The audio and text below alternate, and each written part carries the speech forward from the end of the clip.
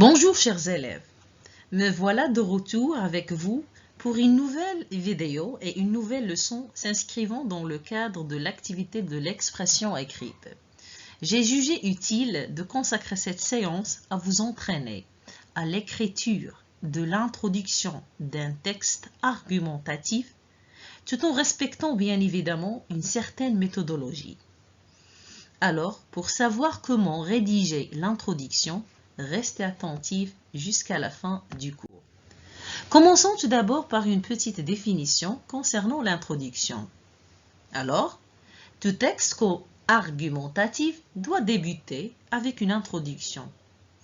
Et comme son nom l'indique, elle est l'entrée en matière et constitue un passage obligé pour toutes les épreuves proposées à l'écrit. L'introduction comporte les trois parties suivantes. La première partie, c'est la présentation, c'est-à-dire présenter le sujet. Autrement dit, amener le sujet. La deuxième partie, c'est la problématique. La troisième partie, c'est le plan. Donc, en général, une introduction comporte trois parties, à savoir présentation, problématique, plan, 3P. Commençons la première partie qui consiste à présenter le sujet. Donc, il faut toujours commencer par une petite présentation qui met l'accent sur le contexte du sujet. Cette présentation est ce qu'on appelle amener le sujet. Comment amener le sujet lors de l'examen écrit? On va le voir avec cet exemple. On va lire le sujet suivant. En condamnant une personne à mort, la société condamne toute une famille au désespoir. Cela rend injuste la peine de mort, selon Victor Hugo. Partagez-vous cette opinion, justifiez votre point de vue en vous appuyant sur des arguments et des exemples pertinents. Donc, ce sujet fait partie du roman à thèse Le dernier jour d'un condamné de Victor Hugo, roman programmé pour les élèves de la première année du baccalauréat. On va lire le sujet suivant, ou bien le deuxième sujet. Certaines personnes aiment rester seules. D'autres, au contraire, aiment avoir de la compagnie. De quel côté êtes-vous? Ce sujet traite la question de la solitude et ce sujet est en relation avec l'œuvre La boîte à merveilles d'Ahmed Safraoui. Alors, on va essayer de travailler la présentation de ces deux sujets. Le premier sujet qui concerne le roman à thèse de Victor Hugo et la deuxième présentation concerne le sujet relatif à la boîte à merveilles d'Ahmed Safraoui, où il y a la question bien sûr de la solitude. Alors, présenter un sujet peut être fait de diverses manières. Il y a mille et une façons pour présenter un sujet. Mais pour faciliter la tâche pour mes élèves, je vous donne deux possibilités, ou bien deux stratégies. La première stratégie consiste à recourir au programme ou bien aux œuvres du programme.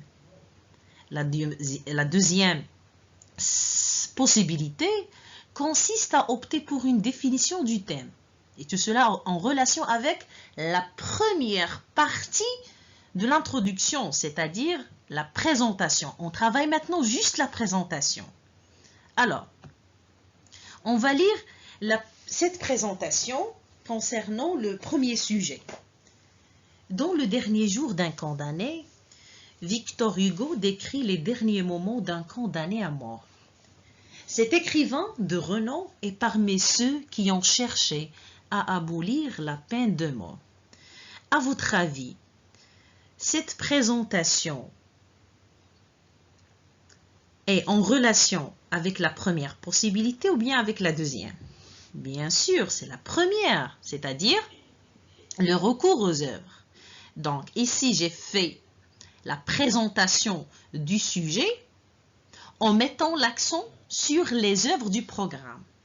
Je lis la deuxième présentation, toujours concernant le premier sujet. La peine de mort ou la peine capitale est une sentence qui consiste à exécuter une personne qui a commis un crime qualifié comme impardonnable. Donc ici, je recours à la définition du thème. Et qu'est-ce que ça veut dire un thème? Un thème, c'est tout simplement une idée générale. L'idée générale de ce sujet, c'est la peine de mort. Et on peut trouver énormément de thèmes traités au niveau du programme. Prenons par exemple la boîte à merveilles. Il y a l'éducation, il y a le maraboutisme, il y a la violence, il y a la solitude, il y a l'enfance. Énormément de thèmes traités au niveau de ce module. Prenons maintenant, donc ici c'est la définition du thème. Prenons maintenant la présentation à propos du deuxième sujet. Je lis cette présentation. Dans La boîte à merveilles, roman autobiographique écrit en 1952, Ahmed Safraoui décrit minutieusement la vie de Sidi Mohamed. Ce dernier, âgé de 6 ans, est l'enfant unique de ses parents. Il souffre d'une solitude atroce. Donc ici, c'est toujours le recours au programme pour faire la présentation du sujet. Voilà. Maintenant, la deuxième présentation concernant toujours le deuxième sujet. La solitude est une sensation d'isolement qui peut toucher toute personne. Parfois, elle est choisie, parfois, elle est imposée. Donc, cette présentation concerne la définition du thème. Quel est le thème? Voilà, c'est la solitude. Exactement, donc la présentation est faite par la définition du thème. Maintenant, on va voir la deuxième partie, à savoir la problématique. Donc, le problème à l'intérieur d'un sujet de production signifie qu'il y a le désaccord entre deux points de vue. Signifie également qu'il y a deux opinions opposées. C'est-à-dire, certains pensent une chose, d'autres le contraire. Un point très important au niveau de la problématique, c'est que généralement, le problème doit être exposé sous forme d'une question. Donc, dans le cas du deuxième sujet, c'est-à-dire le sujet qui est tiré de la boîte à merveilles, on peut facilement repérer la problématique, c'est-à-dire on peut facilement repérer les deux points de vue opposés.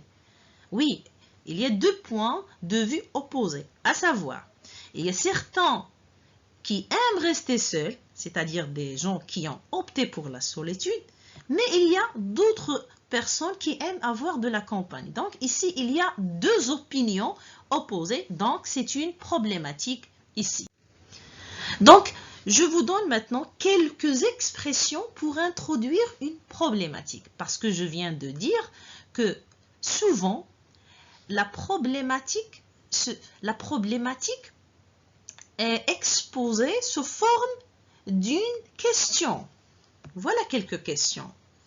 Aussi, pouvons-nous demander, et j'insère la question, cela nous pousse à poser la question suivante.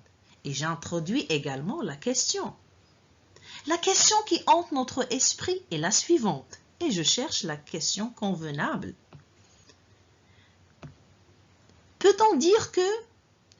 Également, j'introduis une question. Peut-on considérer que? Donc ici, il y a des expressions qui vous aident, chers élèves, à bien introduire une problématique sous forme d'une question. Maintenant, passons à la dernière partie, à savoir le plan. Comment annoncer le plan et qu'est-ce que ça veut dire un plan? Un plan, c'est une feuille de route.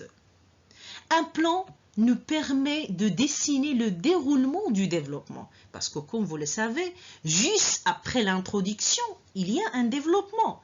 Donc le plan va dessiner le déroulement de notre développement. Le plan répond également aux questions qui sont posées au niveau de la problématique. Donc, Je vous donne maintenant quelques expressions pour annoncer le plan. Voilà la première expression. Pour répondre à cette question, nous démontrerons dans un premier temps, par exemple, je peux dire, nous démontrerons dans un premier temps la position des partisans, par exemple de la solitude, avant de souligner le point de vue des détracteurs, par exemple. Je peux également dire, nous nous attarderons d'abord sur l'avis des gens qui sont pour, puis nous verrons l'avis d'autres personnes, par exemple. Je peux même dire, nous essayerons de répondre à ce questionnement dans les deux parties du développement. Donc, au niveau des plans, il y a des expressions, il y a des stratégies qui vous aident à bien annoncer le plan. Maintenant, passons à un exercice ou bien à une petite application. Et on va essayer de trouver tout d'abord la présentation, la problématique et le plan, bien évidemment. Je lis le sujet.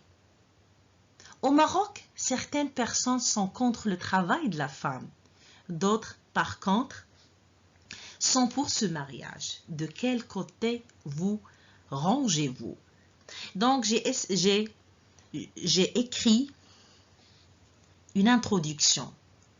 Et à vous de me dire, ou bien à vous de repérer la partie ou bien je précise la question, à vous de préciser les trois parties de l'introduction, à savoir la présentation, la problématique et le plan. Alors je lis.